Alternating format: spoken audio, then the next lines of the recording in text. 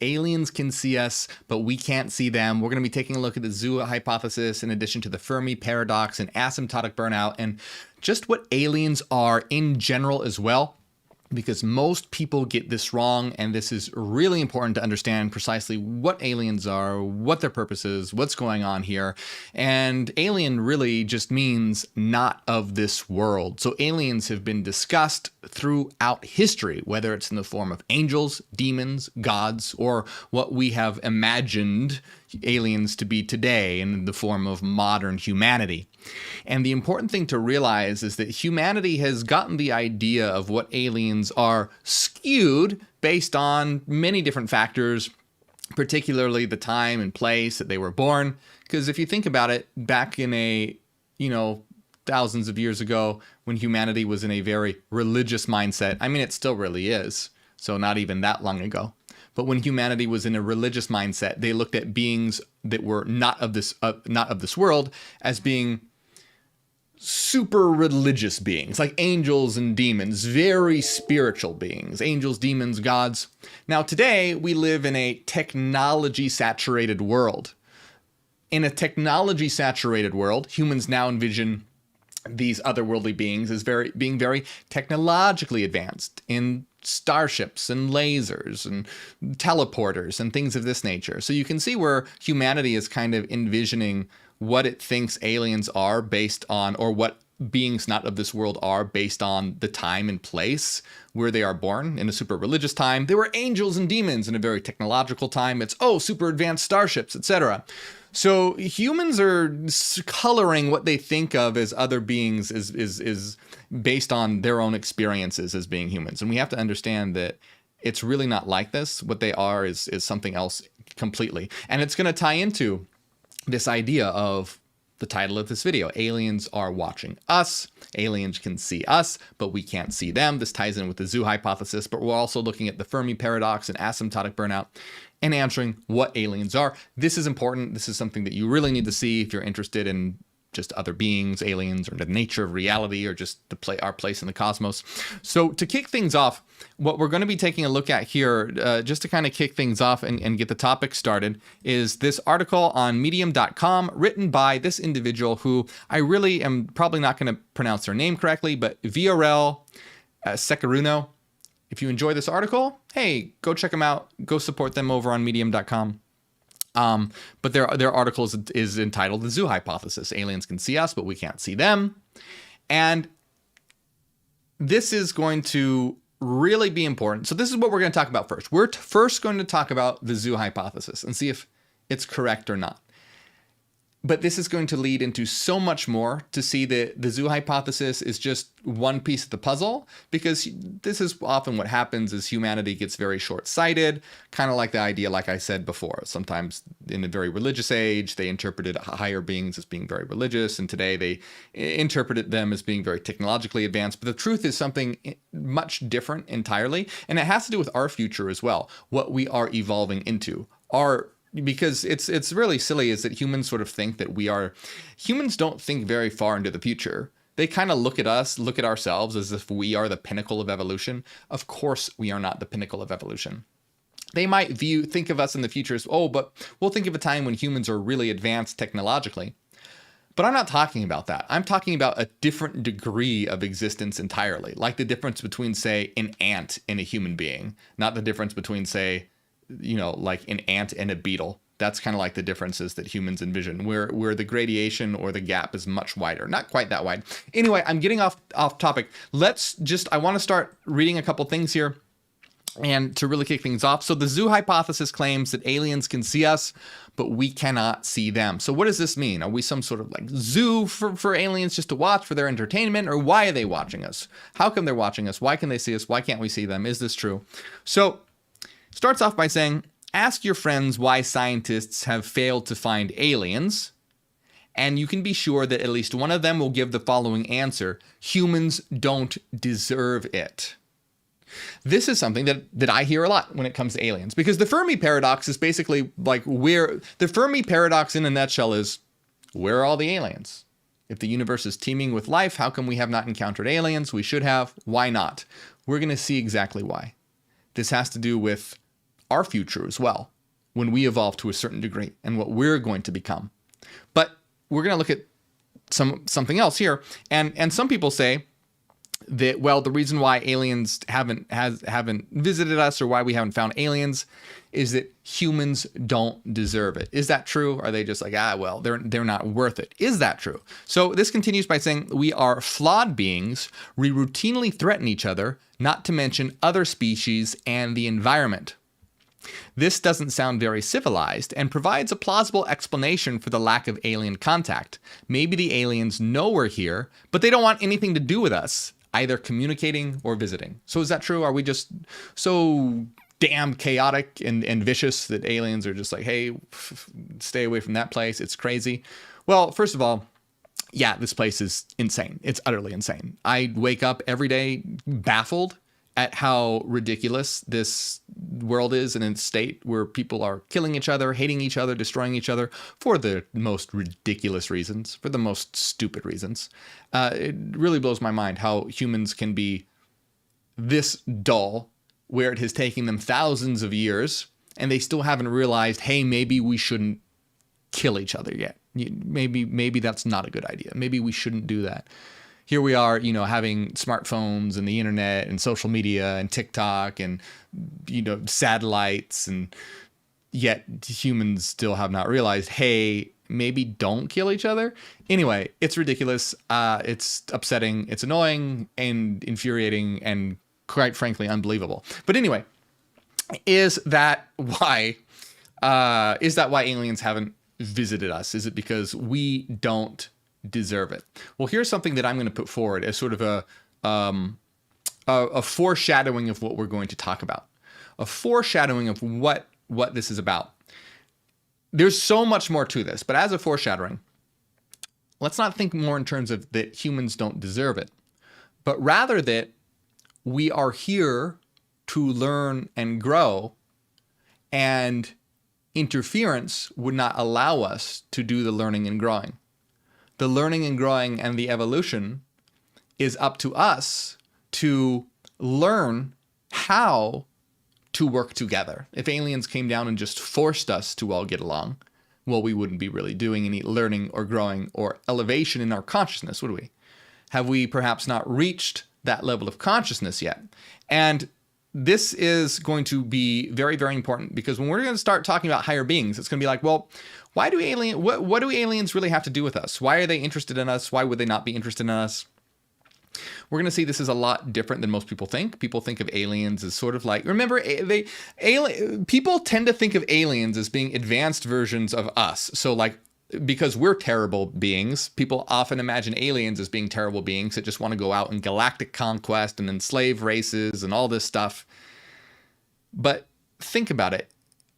Maybe it's not like that. We're going to talk about how it's not, but there is some. We're going to be talking about this. But when it comes to understanding the level that higher beings are at when it comes to consciousness, it's not this very primitive idea of conquering planets.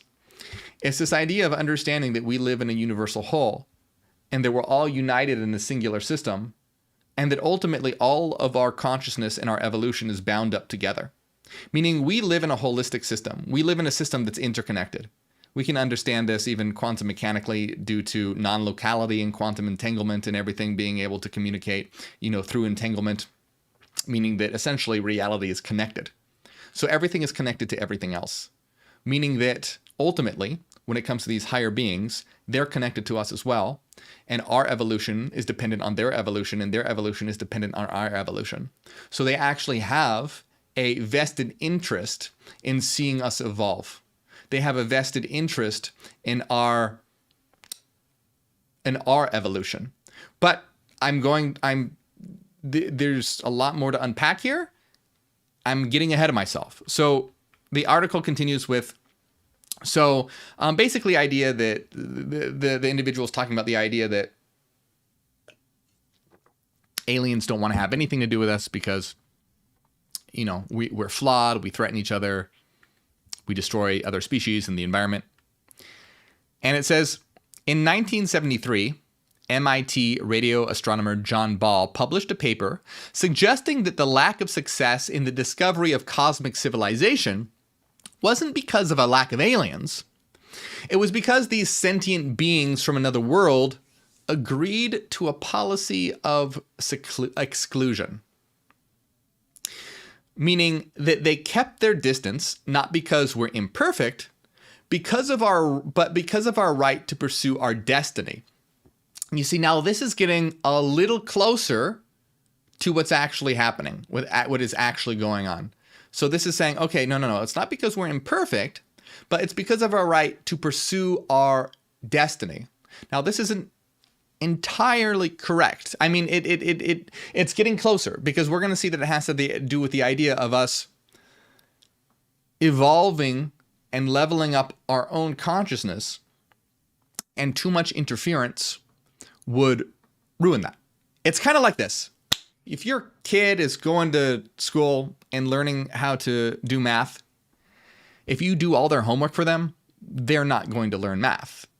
They'll get the answers right, but the whole point is for them to learn and grow and evolve. And if you just do the answers for them, well, then the whole point of it's ruined. We're going to see something very similar is going on here with regard to higher beings' interest in Earth and the interference or non-interference regarding that. What you can do is help your kids out by giving some guidance, by giving some push one way or the other. But if you just do all the work for them, then there's no learning going on here. Reality is all about learning, evolving, and growing. I mean, what are you doing every day? Every day you're going out, you're having experiences, you're succeeding or you're failing, you're having relationships, you're having hard times, you're learning about what you like, what you don't like, how you get along with people. Reality is a learning experience. Learning is imbued within nature. It's part and parcel of why we're here. It's critical to understand what you are, where you are, and why you are here. Understanding these three things are key. So it says here, they kept their distance not because we're imperfect, but because of our right to pursue our destiny. Diversity is something that everyone in the cosmos is supposed to value, so life-bearing worlds should be left to their evolutionary development. See, now we're getting more and more closer to this idea of it having to do with evolutionary development. But it's still, we're going to get to the point where how people are still envisioning aliens is not correct. It's not right. And this hypothesis is interesting and close, but there's more to it. Because like I said, aliens are not how most people think that what they are. And it has to do with what we are evolving into, our future. So continuing here, it says, you might think of Ball's idea as similar to Star Trek's famous Prime Directive. You know, I've actually never seen Star Trek, so I can't say one way or the other if that's accurate or not. I know people tell me all the time, I need to see Star Trek. I haven't seen it. I know, it's terrible. But anyway, apparently this is similar to the Prime Directive, which forbade Federation members and spaceships from doing anything that might interfere with other cultures or civilizations, even if that interference was well-intentioned. The MIT astronomer proposed that we failed to make contact with aliens not because we're unworthy, but because we're worthy, like endangered eels. So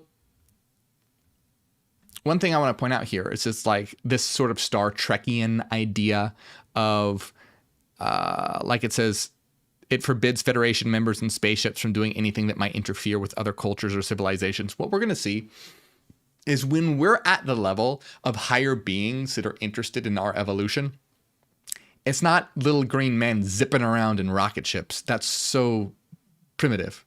This is the flawed, small-minded view of humanity. That's so in-the-box thinking. When higher beings get to a level where they're interested in planetary evolution of other civilizations,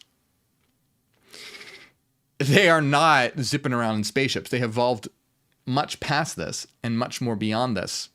So the thing that people get wrong so much when it comes to higher beings is, imagine ants, for example, and ants, you know, in their little ant colony, in their ant world, pretend like they're looking for other kinds of bugs. They're like, oh, are there other kinds of bugs out there? I know, obviously, ants run into other kinds of bugs all the time. But we're using this as a thought experiment, as an analogy. Imagine that we're kind of like ants, and ants have never encountered other bugs before. And they're like, oh, wow, are there other bugs out there? I don't know. So ants imagining like, oh, maybe there are these things called beetles out there. And, they're like us, but they're bigger and they have bigger mandibles. And some of them can fly. And imagine ants with this conception of, oh, maybe beetles exist, as sort of being like humans and how they conceive of aliens. Like, oh, maybe they're like us, except they're green. They have 3 arms and they have laser guns and spaceships and can teleport. That's not nearly accurate what's going on, though. What's going on is that it's more like not between like the difference between ants and beetles, but between ants and humans. It's a complete and total difference in consciousness and reality. Even though human beings and ants share the same reality, are ants aware of humans? Yes. Or no, not yes. No, of course they're not. Ants aren't aware of humans. Are humans aware of ants? Yes. Yes, they are. So you see how we're getting closer and closer to understanding what's actually going on here with regard to higher beings, and why they can see us, but we can't see them. Because it's not like they're zipping around in rocket ships and abducting people and teleporting and all that. I mean, let's not get into abductions, because that forget I mentioned that, because that's a whole other thing and it has to do with mental states, but forget all that for a minute. But rather, the state that higher beings are in is akin to the difference between ants and humans. The gulf is not that big, but it's still a very, very big gulf, to where you can see that ants and humans exist in the same reality, but ants are not aware of humans, but humans are aware of ants. So in a similar way, higher beings are of a different kind of existence altogether. In fact, higher beings don't exist within this domain directly. However, they are aware of us, but we aren't aware of them because of that difference in evolutionary consciousness. We're going to see exactly why this is the case. But before I digress here, I want to finish up a little bit more of what this individual is saying. So this individual continues by saying, let me see how much I have more to read. Not too much. So the aliens of the galaxy have somehow arranged things so that our planet is protected from them by one-way bars. They can notify us, but we can't notice them. One good thing about this conjecture is that it provides a solution to the long-standing puzzle known as Fermi's paradox. So, discovered almost 70 years ago by the physicist Enrico Fermi, it is based on the fact that the universe is very old. So, consequently, if intelligent life is common, then some of it is surely advanced enough to have colonized the entire galaxy. We should see evidence of aliens everywhere. The fact that we cannot explains Ball's hypothesis is that we are deliberately isolated. So to put this in a nutshell, the Fermi paradox. What is the Fermi paradox? The Fermi paradox says, if intelligent life is common in the universe, then you would think at some point aliens would have advanced enough to have started colonizing the entire galaxy, and we would see evidence of aliens all over the place. So why is that not the case? Why aren't we seeing evidence of aliens all over the place? The answer here is saying, well, the zoo hypothesis, in that they have sort of agreed not to interfere with us. That's not exactly true. That's not totally correct with regard to what because see, they're still thinking in the realm of this like cartoonish depiction of aliens as being aliens zipping around in spaceships and trying to conquer the galaxy. Higher beings are not concerned with the conquering of material domains, at least not directly. That's a very big topic, but we don't have time to talk about that right now, but because there's just so much. I want to just get to the place where it's understood pretty well what these beings are. But let me just read this one last thing. It says, if the hypothesis is correct, then it is understandable why our efforts to find signals from space have not been successful. We've been mindlessly walking around in our earthly cage while the aliens keep their distance and watch. So it's kind of like this idea of we're in this cage or sort of like protected sphere where aliens have agreed don't interfere with them. And so we're out there trying to find aliens and they're purposefully not responding because they've made this deal not to interfere. Okay, this is like, sort of in the realm of kind of, sort of, but it's still a very cartoonish understanding of what reality is. But let's go back to the Fermi paradox. And what existence is, because remember we have to come to this from the understanding and remembering of like what planets are, what existence is in general, because all this is tied together, and we're going to come to the wrong conclusions if we don't have the wrong starting positions, if we don't have the right initial conditions, if we don't understand what's really going on here. So just as a reminder, what is the Fermi paradox? The Fermi paradox says, hey, if there is intelligent life common in the universe, how come we haven't encountered intelligent life yet? We should have. How come we have not? Okay, let me make a note to myself because we need to talk about the purpose of planets as well, because that's important, the purpose of planets, as well as the fact that this is a mental connected reality, because that is important. I'm just making these notes on the fly so I don't get off track and forget to talk about these things, because we have a lot that needs to be said here. So, I just mentioned the Fermi paradox, and the question is, okay, so the Fermi paradox, why have we not encountered intelligent life? So the answer to this question, the likely answer to this question, because remember, we're projecting very high into far into the future, so we can't say these things with like 100% accuracy. But knowing what we know about reality, knowing what we know about how reality works, and knowing how evolution works, and conjecturing based on a probabilistic trajectory, we can have a pretty good idea of what's going on. So we need to talk about higher beings in the form of a higher consciousness. Before we can do that, let's kind of talk about our consciousness to get a starting point, and then use that as a ladder to understand the consciousness and what these higher beings want and what they're trying to do, etc. So when we look at this, we talk about this a lot. Humanity and the world and the universe advances through three primary stages: the stages of survival, the stage of planetary civilization, and then the stage of planetary independence. Right now, humanity is in the first stage. It's in the stage of survival. What we're trying to do is get humanity to the stage of planetary civilization. Okay, so we're in the stage of survival. We're trying to get humanity to the phase of planetary civilization. It requires a new consciousness to get to the phase of planetary civilization. We're eventually going to talk about what these higher beings are, which is the third phase, planetary independence, which is an even higher consciousness. This is, or at least that consciousness utilized in a different way.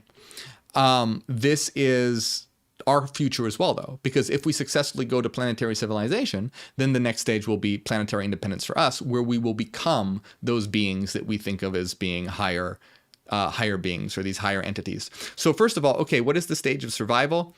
So first we have to understand, okay, what is the purpose of a planet? We are all eternal minds. We are localizing via avatars, via bodies, to learn, grow, and understand.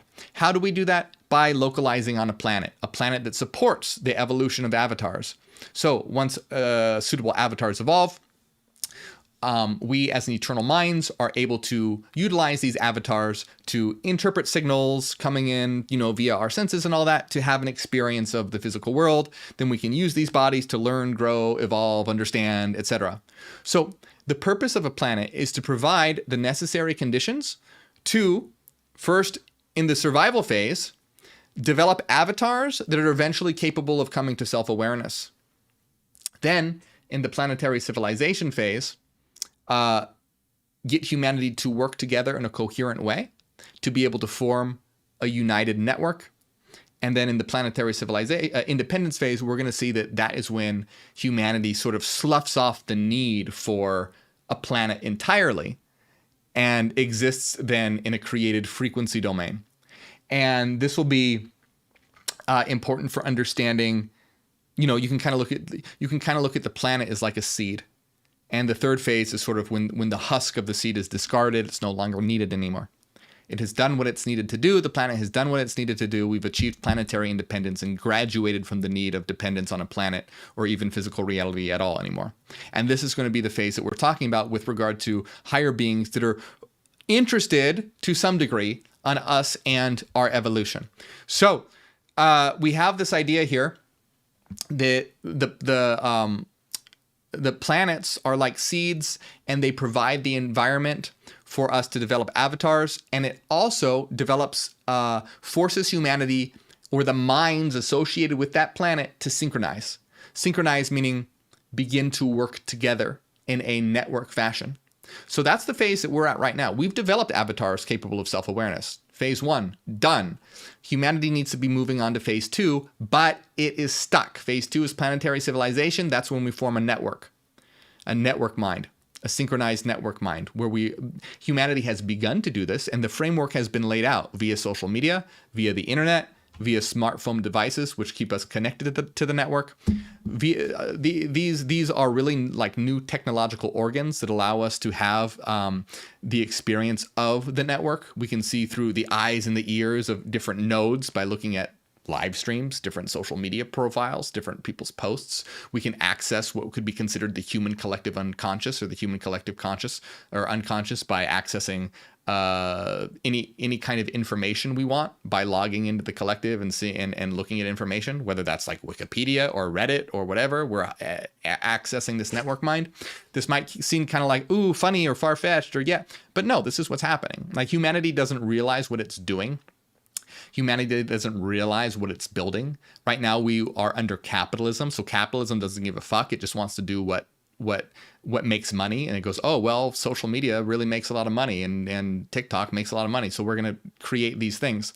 But humanity doesn't realize what it's doing. It's creating this network, this interconnected world that lays a foundation for a network mind. Then this is what's essentially happening. And a network mind is where each and every one of us are connected and working together in a harmonious way with the knowledge of what we are, where we are, why we are here, and as one, where we are creating a world that is about increasing the quality of life for the individual and the collective.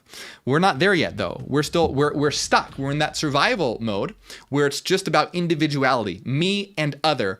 Oh, it's my nation and my God and my country versus the other, the alien, the foreigner, the weird, the other gender, or the gender I don't understand, or the race I don't understand, or whatever. Like humanity has been developed self-awareness, which was necessary, but in developing self-awareness, what does one also develop? The idea of other. When you develop the idea of me, you develop the idea of not me. And then so humanity clumped together into groups to promote their own survival, and then looked at other groups as threats and as enemies for their own survival. So humanity, the reason why we have all this war and bloodshed and hatred is because humanity is stuck between these two phases. It needs to graduate from survival to planetary civilization, which entails this network. You can see the beginnings of this through social media. The framework for that network is there. That framework exists. But we need to be utilizing it in the correct way for building a better world and not just random capitalist bullshit. So, and just pure products and profit. So what I mean to say here is that, okay, so humanity is stuck in between these two phases, and it needs to graduate to this next phase. What is going to push humanity to graduate to this next phase? Cataclysmic events. So cataclysmic events force humanity. And this is why the earth really creates. It's really about creating that environment, first of all, to develop self-awareness in proper avatars that will be able to do so, then to synchronize as a network. Synchronize as a network mind. We call this a sub-network mind. Synchronize as a sub-network mind, because really all reality is a network mind. We are a sub-network mind, as being a network within a network that's forming itself and becoming aware of itself. And that's starting to begin. It's slowly starting to begin. As you become aware of the network and we become aware of ourselves, the network we are the network. So your awareness of the network is the network's awareness of itself. But anyway, I digress. We need to get to this other phase. What's going to push humanity to get to that phase? Cataclysmic events.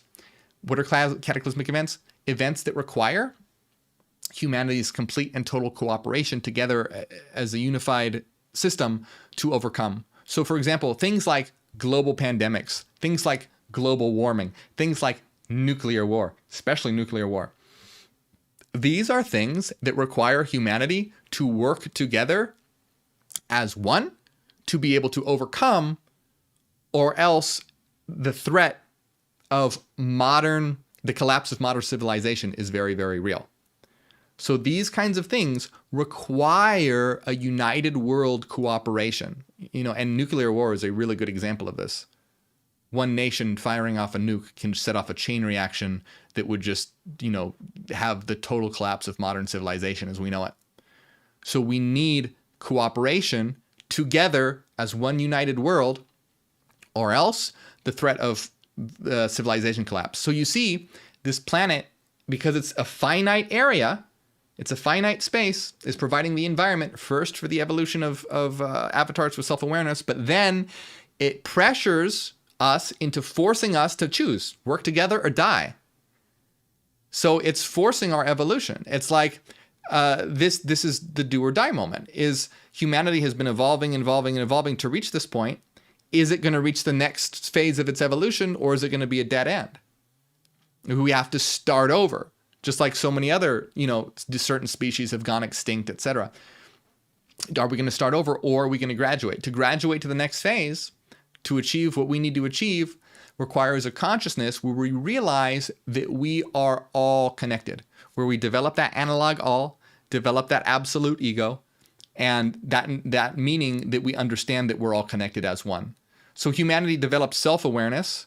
Now it needs to develop all awareness, which is an element of hyper-awareness, where it realizes, self-awareness was realizing, oh, I am a me, and that is a you. Developing the next phase of awareness is going, oh, I am a me, and you are a you, but we are an us that is a unity. So it's that us awareness as a singular network, instead of just having the compartmentalized you, me. Us needs to come into the picture for us to create that planetary civilization and a connected world. This has to do with what we're talking about today, and aliens and higher beings. But do you see how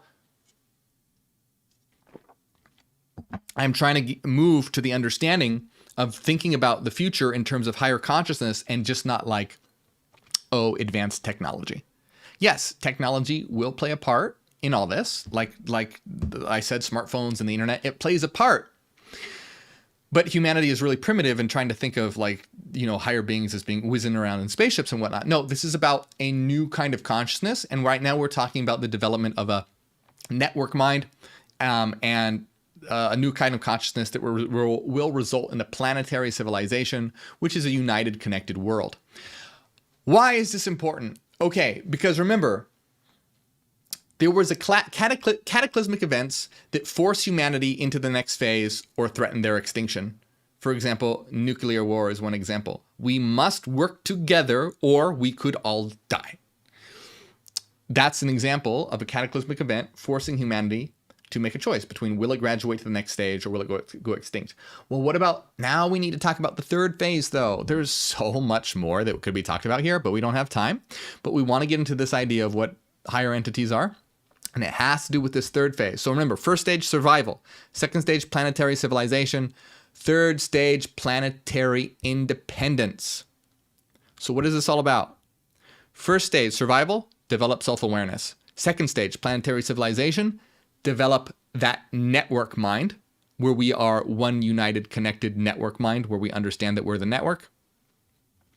Third phase, that network becoming so evolved and advanced that it no longer requires the physical world or the planet to exist and can exist in another domain. Now, you might be thinking, how the hell is that possible?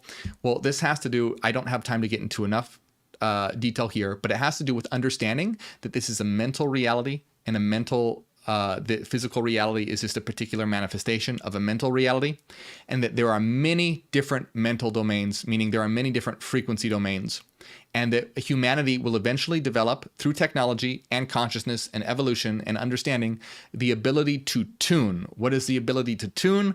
The ability to tune is to gain access or experience of different CFDs, which are collective frequency domains. So different CFDs, collective frequency domains, one can sort of understand this idea when one does, let's say, DMT or something, that is possibly getting a look into a different frequency domain. So that's sort of a preview of like the ability to tune. So remember, don't do anything dangerous, don't do anything illegal, don't feel pressured to do any of these things. I'm just using these things as an example.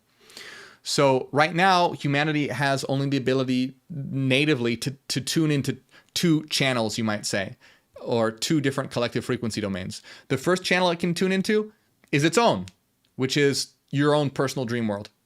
The second one it can tune into is the physical reality, which is the collective of all minds together. So humanity has the two simplest channels, one or all. That's it, one or all. This reality, physical reality, is the all domain. It's sort of like the public community swimming pool. It's where all minds start, the training ground, before they learn how to establish their own collective frequency domains, to go find their own houses, to go. I'm using examples to try and get across what this means. So humanity will develop the ability to tune, and so like when one does DMT or something, and has an experience of another domain, this is possibly a glimpse of tuning into a different CFD, collective frequency domain. Possibly. There's a lot of different things that could go we could talk about there, but it's possible. So this will deal with technology being utilized to lift the filter of the brain, because the brain filters out all information, only has the information related to this domain. So the ability to tune will be about getting access to these different CFDs, these different collective frequency domains that exist. Again, so much to talk about there, not enough time. This is already, I want to get to the major points here, because there's very, very important. So like I said, this collective frequency, the ability to tune, planetary independence is the phase where we establish our own collective frequency domain. Meaning that we, as a network mind that has synchronized extremely well together, developed sufficiently consciously and technologically, will develop the ability to establish our own collective frequency domain and reside there permanently, and leaving this planet and their civilization behind. Meaning this planet becomes like a seed that served its purpose and is now cast away. We have evolved into a network mind that has established its own CFD, its own collective frequency domain, as we as minds now reside in that collective frequency domain. And that you can think, and a lot of new age and spiritual communities, they talk about something kind of like this, and they talk about it in terms of like new earth, or like a spiritual earth. It's not like we're creating a spiritual earth. We're creating our own collective frequency domain and have no more need for this physical plane anymore, because it's served its purpose. It's served what it needs to do. We have achieved what we need to do. Okay. So, third phase, planetary independence, is developing the ability to establish our own collective frequency domain, exist as a network mind, no longer requiring the physical domain. So then planets can be looked at as sort of husks that have served their purpose. Now, this doesn't mean that every single planet once hosted a civilization that achieved planetary independence. That's not the case at all. Planets have to be in just the right position, just the right location from its star, just the right initial conditions to be able to do this. Just like when you plant a seed, it has to have the right soil, it has to have the right water, it has to have the right sunlight. If it doesn't, nothing's going to grow. Just like a planet, if it's not the right distance from the star, if it doesn't develop the correct kind of atmosphere, etc., it's not going to work.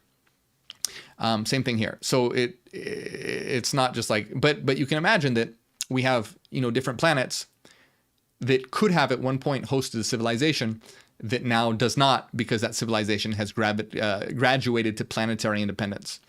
Okay, so herein lies the Fermi paradox. Why have we not met advanced civilizations? This is because of the possible cataclysmic event between planetary civilization and planetary independence. This is, and I know if this is a little if you're getting all this, fine, that's great. If you're having a little trouble, it seems a little complicated, don't worry, watch this a couple more times.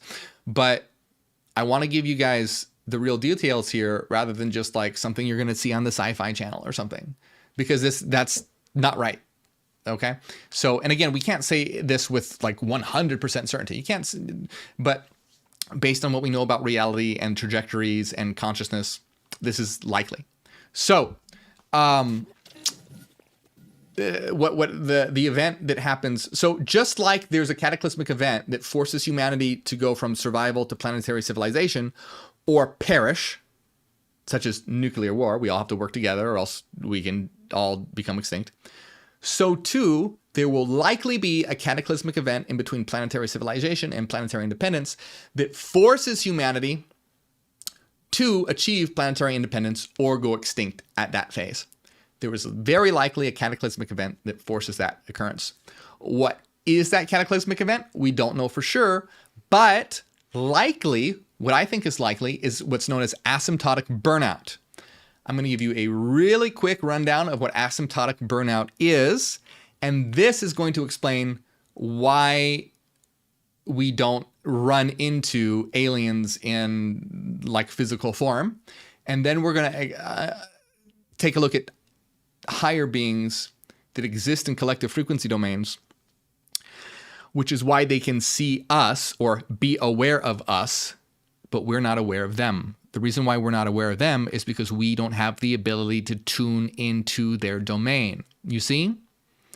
Just like ants can't really be aware of humans because the gulf of consciousness is just so big. The gulf of consciousness is not as big, but it's a pretty big gulf of consciousness in that we are not aware of these beings because these beings don't exist in the frequency domain, or they don't exist in the physical domain of the holos. They exist in their own CFD, their own frequency domain that we don't have the ability to tune into or access. We might get glimpses of this with certain substances like DMT that lift the filter of the brain. People actually encounter entities. There are trip reports of people who have encountered entities on DMT who say things like, "Oh, we're so happy that you've figured out how to come here. We're so happy that you developed the technology to get here. You don't have a lot of time. Let us try and teach you. We want to show you things." That could be a glimpse of this. We don't know for sure, but it could be something that is possible. But I digress. We're talking about asymptotic burnout as the cataclysmic event that will force humanity as a network mind to achieve planetary independence or collapse. So we're looking at this time when, and let me bring this up as we talk about here, asymptotic burnout and homeostasis awakening, a possible solution to the Fermi paradox. And I highly recommend this paper. I love this paper. It's a great paper. So, and this is by some extremely intelligent people, very, very qualified to talk about this sort of thing. Okay? So I'm going to give you a quick rundown of what asymptotic burnout is. Remember, we're talking about this is happening. Remember, right now, humanity is stuck between survival and planetary civilization. It's killing each other and not forming a united world and faces threats like nuclear war that requires a united world to overcome. What we're talking about right now is going to occur between the other two phases, planetary civilization and planetary independence, where humanity has formed some kind of network mind, but has not yet achieved planetary independence, but needs to achieve planetary independence. Just like how humanity needs to achieve planetary civilization right now, we're talking about the moment when humanity needs to achieve planetary independence. Asymptotic burnout is kind of like the analog of our nuclear war. It's the cataclysmic event that could be faced. So anyway, what is asymptotic burnout? Read this real quick and I'll explain it. So previous studies show that city metrics having to do with growth, productivity, and overall energy consumption scale super linearly, attributing this to the social nature of cities. I'm going to explain all this, so just bear with me while I read it, and then we'll go over it. Superlinear scaling results in crises called singularities, where population and energy demand tend to infinity in a finite amount of time, which must be avoided by ever more frequent resets or innovations that postpone the system's collapse. Here we place the emergence of cities and planetary civilizations in the context of major evolutionary transitions. With this perspective, we hypothesize that once a planetary civilization transitions into a state that can be described as one virtually connected global city, that's what we're talking about here. One virtual connected world, planetary civilization phase. They hypothesize that once civilizations transitions into a planetary civilization, which can be described as one virtual connected global city, it will face an asymptotic burnout, an ultimate crisis where the singularity interval timescale becomes smaller than the timescale of innovation. If a civilization develops the capability to understand its own trajectory, it will have a window of time to effect a fundamental change to prioritize long-term homeostasis and well-being over unyielding growth, a consciously induced trajectory change or homeostatic awakening. We propose a new solution to the Fermi paradox. Civilizations either collapse from burnout or redirect themselves to prioritizing a homeostasis, a state where cosmic expansion is no longer a goal, making them difficult to detect remotely. Okay, what does all this mean? In a nutshell, this is a very long and involved and very, very interesting hypothesis, which at the moment I think is a very good candidate for being accurate. What it is saying is that once humanity develops a planetary civilization and starts developing in technology, well, if it starts to look at things like galactic conquest, starting to do with growth, establishing locations on other planets and just outwards growth in general, like this conquest of the galaxy, that all of this growth, productivity, and overall energy will become, the demand for energy will tend to infinity in a finite amount of time, which basically means there won't be enough energy to meet demand. Now, of course, new innovations will come out to perhaps create more energy, but the asymptotic burnout says that the time interval between innovations and energy consumptions will become so small that it basically can't keep up.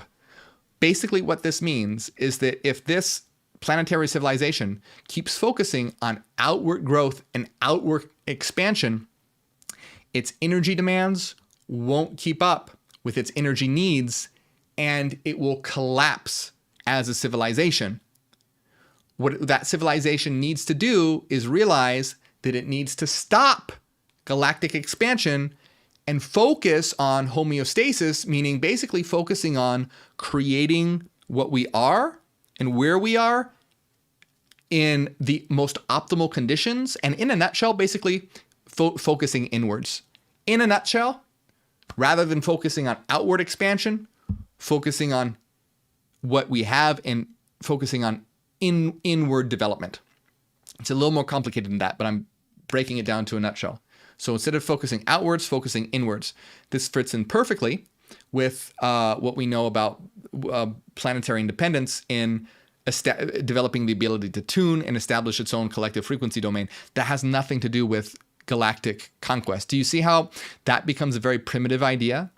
Why would you give a shit about galactic conquest when you start to realize that you have access to different domains of existence and can establish your own domain? Basically like create your own universes in a certain way, to kind of put it in perspective. Why would you care about this place when you could become basically like the gods of your own universe? That's a very simplified version, but that's kind of the nutshell. So what asymptotic burnout says is that once a planetary civilization is built, it's going to face this crisis where it's going to be doing all this galactic expansion, but if it continues to do that, energy consumption won't keep up and it will collapse. What it needs to do is focus inwards in the development of its own, what it has, and consciousness, and in what I propose, which would be planetary independence, the ability to tune and establishing a collective frequency domain, a CFD. Now, you can see this is sort of the analog on a higher level to kind of what we face today. What we face today is humanity is in survival mode. We need to form a planetary civilization to overcome a threat like nuclear war or global warming. But guess what? A lot of people don't want to do that. They don't care. They just want to sell products, or they want their own nation to be better than all the other nations or whatever. So you can think of an analog in the planetary civilization phase where some minds are like, no, we want to continue galactic expansion. We want to continue. We want to continue our expansion and our unlimited growth.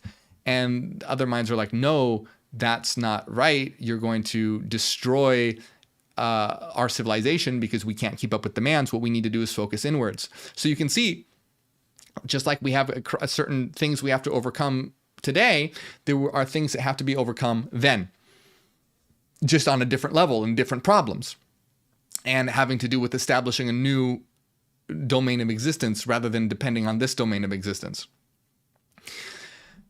So what does this have to do with the Fermi paradox? Well, basically what this says, the Fermi paradox is basically like where are all the aliens? Basically, the answer is that either alien races continue galactic expansion and end up collapsing, or they focus inwards. So in the point of, focusing outwards and then collapsing, well, you're not going to detect them because they collapsed. If they're focusing inwards, you're not going to detect them because they're not concerned with outwards expansion. In what I talk about and what I propose with planetary independence, you're not going to detect them because they will have graduated to planetary independence and won't even be existing in the physical domain at all anymore. So you're not going to detect them physically because they won't be associated with the physical domain. They'll be existing in their own collective frequency domain as a subnetwork mind, as a united network mind that operates as one and many simultaneously, that has established its own frequency domain, its own dimension, if you will. So it puts it at this, saying that it would be very, very, very, very rare to meet a physical alien species, because it would have to be at the point where it has achieved galactic expansion, but hasn't collapsed yet, but has gotten to the point where maybe we could detect them. So what this means is that essentially, from this perspective, it's not impossible that we would physically encounter an alien species. It would just be very improbable because they would have likely collapsed from galactic expansion and too much energy consumption. But if we did, that's actually kind of dangerous, because if you think about it, that's likely, if we physically meet them, it would be a species that was into galactic conquest, so might not be the friendliest of species. It would be a species that went in the wrong direction, just like a nation that didn't want to work together and wanted to, conquer everyone else. It's that's not 100% the case, but it's just the odds are more that it would be a species that was not very benevolent because it would be focused on galactic conquest. But that would be very, very rare because of collapse. So what is the case when an alien species does evolve and reaches planetary independence? Now, this comes back around to everything that we've been talking about. When a species achieves planetary independence, it graduates to its own collective frequency domain. Now you're having the difference again between like ants and humans, where ants aren't aware of humans, but humans are aware of ants. You have entities that have become a collective frequency domain and are interested in humanity, or are aware of humanity, but we aren't aware of them because we haven't developed the ability to tune yet. We're out here, sending out signals in physical space, trying to detect alien spaceships, and they're not even in this domain. They're in a different domain. They're in a different dimension. You'll have more luck, with DMT or something. Maybe. I don't know. I'm kind of throwing that out there as a possibility of having an experience of a collective frequency domain. Remember, don't do anything dangerous. Don't do anything illegal. But you can see how it's completely. So humanity is focused in the wrong area. So why would these subnetwork minds in their own collective frequency domains be even interested in us? They'd be interested in us because we are in the process of eventually forming our own frequency domain, and our own planetary independence, our own planet. That's what we will become. What they are, if all goes well for us, which is very up in the air, we will also eventually become a subnetwork mind that forms its own collective frequency domain. Now, why are they interested? Why do they care? Because in their realm of existence, it's an entirely new playing field. In there, we have collective frequency domains. We have subnetwork minds interacting with subnetwork minds, where the idea is to form the universal network mind, which is like a network of networks. So subnetwork minds would be interested in us because we are newly potentially forming subnetwork minds. Potentially in certain new age groups, you can kind of think, they have called this like the idea of harvest. We're kind of growing, and they're sort of watching to see, are we going to flourish and become what we're supposed to become, or are we going to fail and collapse? And you have this idea here of now they're not going to be landing in spaceships. They're in a different domain. They're interacting in a completely different way. And you can kind of see it how it would be difficult for them to communicate. They could communicate possibly in like deep meditative states, when people are in deep meditative states, or like I said, perhaps psychedelic states. But this direct interaction is not really possible because they're in a different domain and we don't have the ability to access that domain. How do they access this domain? They would only be able to access this domain via avatars. So it is possible, and I'm just throwing this out there as a possibility, we can't say this for sure, but it is possible that specific minds from a subnetwork mind could potentially localize or incarnate on Earth as a human in a human body, in a human avatar. Now, of course, they would be subject to the filtering mechanism of the brain and everything, so they would forget that they did that. So this would be very uncomfortable, very dangerous. Would they even want to do this? Would it be worth the effort? Like, these are all questions. It would be very risky, very uncomfortable. The difference is sort of like, again, imagine humans and ants. And let's say humans want to help developing the ant consciousness. Well, guess what? It's going to be really hard for a human to communicate with ants. It's just a gulf. Even though humans are more advanced than ants, it's going to be really hard to communicate with them. So imagine that like a human becomes an ant to try and communicate with the ants. You would think this is kind of a similar idea to a subnetwork mind, perhaps localizing on Earth through avatars to kind of help, because they would still have that unconscious drive within them to help shift the planet, wake up minds, help minds understand what they are, where they are, and why they are here.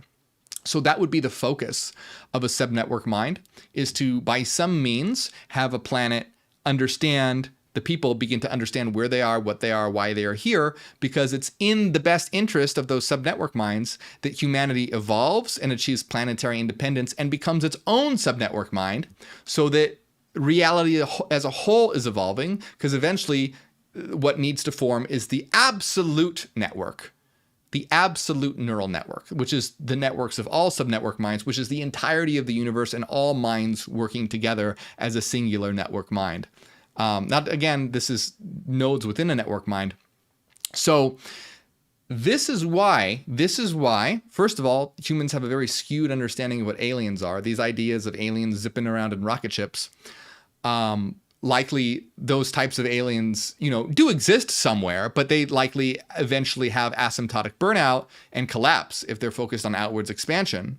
What's really the entities that are really going to be interested in us are those that have looked inwards, became a subnetwork mind, established their own collective frequency domain, are on that much higher level of existence where they're essentially existing in a different dimension, not associated with this dimension anymore, and are focused on us and able to, quote unquote, watch us, but having a very limited way of interacting with us, to be able to have a influence on what we are doing indirectly.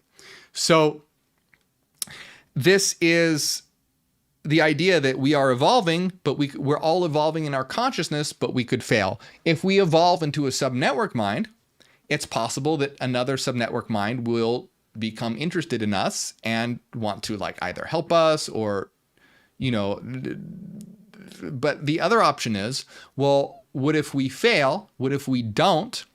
What if we fail? Well, we'll have to either start all over again in our evolution as humanity, or it is possible, another possibility is, if, say, just a handful of us, if a handful of us have achieved a very high form of awareness, if a few of us have achieved a very high form of awareness, then it would perhaps be that those minds that have achieved a high form of awareness could perhaps be compatible with an existing subnetwork mind that is interested in us. Meaning, you know, let's say we don't form a subnetwork mind because we fail, we have nuclear war or whatever, but say 200 of us reach a very, very, very, very high form of consciousness. Just say, I mean, that's a very high number. That's an extremely high number. It'd probably be more like, I don't know. I don't know. It's just a very high number to reach the level that I'm talking about. And I'm saying that perhaps if some of us have achieved that high level, we would be perhaps be at a level high enough to be able to be a part of an already existing subnetwork mind.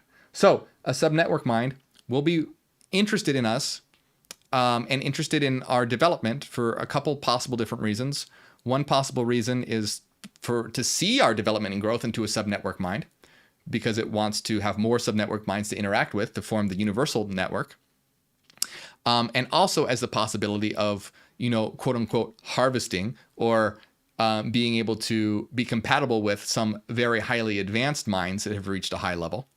And then, of course, like I said, there is also the possibility of different nodes or minds associated with the subnetwork possibly incarnating, or I much prefer localizing and relocalizing rather than incarnation and reincarnation, because it's way more accurate. Localizing on a planet in order to unconsciously help humanity wake up to where they are, what they are, and why they are here. Because there's going to be a very limited ability of interaction between a collective frequency domain and physical reality when we haven't developed the ability to tune. It's going to be really, really hard to have that interaction without a direct localization of a mind into an avatar. But of course, because of the filter of the brain, one conscious understanding of what one was will begin to fade. And won't be accessible except possibly through intuition and intuitive understanding, perhaps. Now, I want to make a caveat and say, remember that what I'm talking about, this is not, I'm not saying this is 100% for certain, for true. I'm telling you the probabilities and trajectories based on what I know about existence and the different things that could occur here. But the important thing to take away here is that humanity does not understand what aliens are. It has a very skewed understanding of what aliens are.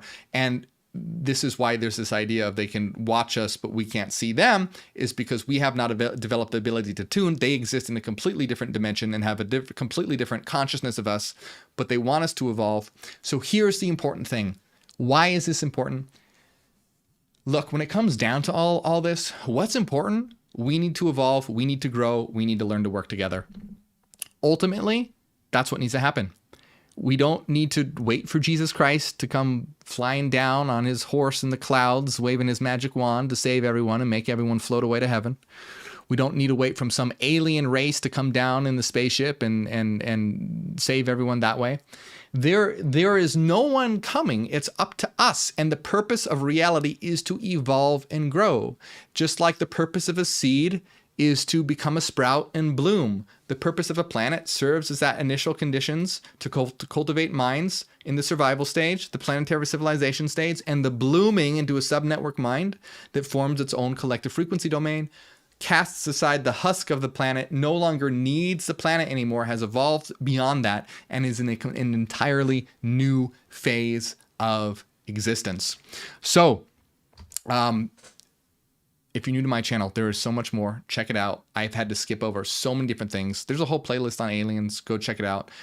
There's a lot more. If you haven't liked and subscribed, please do. help spread this information. We want to get this information. We want to out there. Please like and subscribe. And if you enjoy my work, if you enjoy what I do, if you like my channel, if you like my videos, if you feel like you ever learned something or gotten something from my videos, consider supporting on Patreon. Helps out a lot. You get access to our secret videos, weekly secret live streams, our hidden Discord server, The Citadel. You can also help out by hitting the join button right below this video on YouTube. That helps out as well. A big shout out to everyone who does support, especially philanthropist Zach, Renaissance Fairy, Cassidy, Michael, Angela, Maria, Top of the World, Ethan, DB, Joel, and everyone else. The link to support will be right over here. Thank you very much.